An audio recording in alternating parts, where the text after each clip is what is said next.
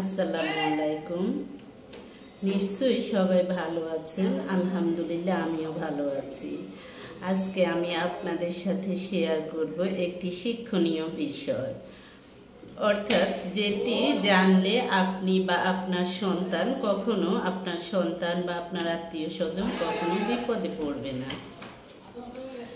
যেমন বর্তমান যুগে দেখা যায় যে আমরা সোশ্যাল মিডিয়াতে কোনো একটা ঘটনা দেখলে সেটা কপি পেস্ট করি অথবা শেয়ার করাতে দেখা যায় যে তেমনটা বিপদে পড়ে না, কিন্তু কপি পেস্ট করে যখন আপনি আপনার ফেসবুকে দিবেন তখন দেখা যায় যে আপনি বিপদে পড়ার সম্মুখীন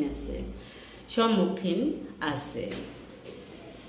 অনুরূপ আপনি একটা ঘটনা একজনের কাছে শুনে সেটা সত্য না মিথ্যা যাচাই না করে আপনি যদি বলে বেড়ান, সেই ক্ষেত্রেও আপনি বিপদে পড়ার সম্ভাবনা আছে। এবার আমি কেন বলি, উপদেশ অপেক্ষা দৃষ্টান্ত ভালো, তাই আমি দৃষ্টান্ত দিচ্ছি, উদাহরণ দিচ্ছি।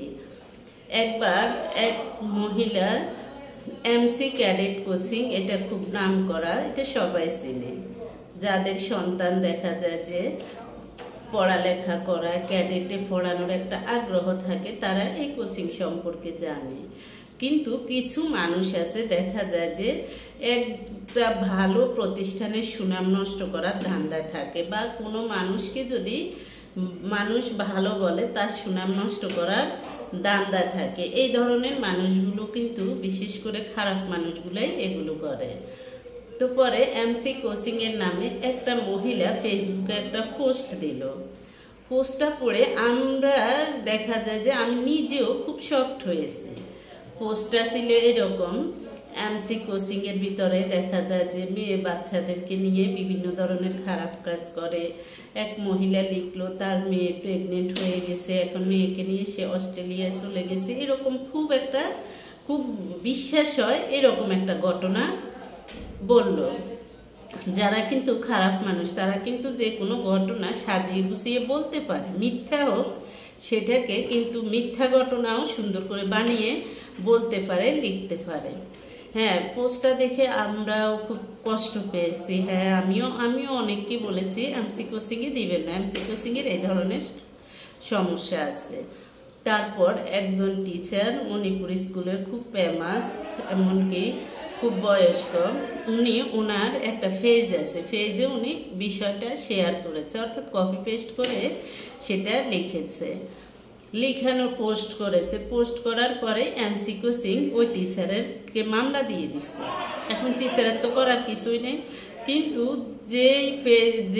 যার ফেসবুক থেকে এই পোস্টটা দেওয়া হয়েছে এখন আর তার কোনো পাত্তা নেই। সে কিন্তু এখন ফেসবুকটা ব্লক করে বসে আছে।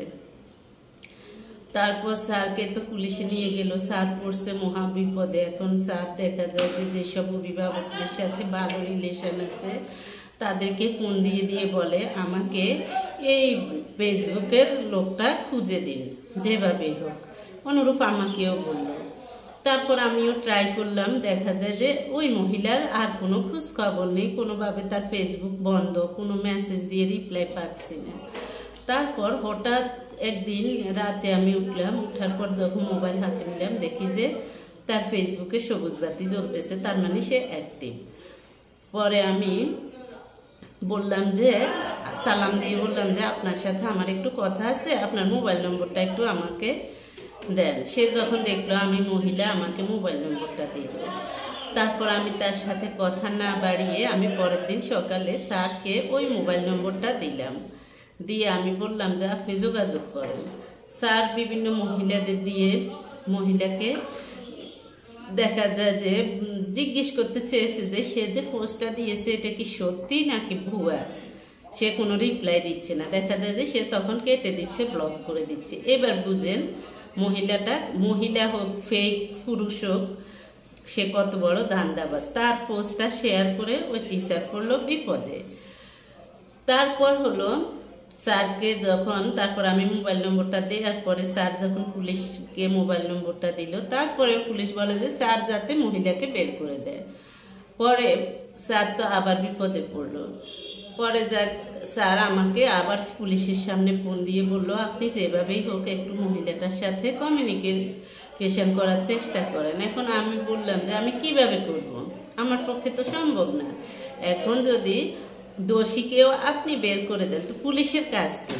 মহিলা তো পোস্ট দিয়েছে, এটা সত্য, আমরাও দেখেছি।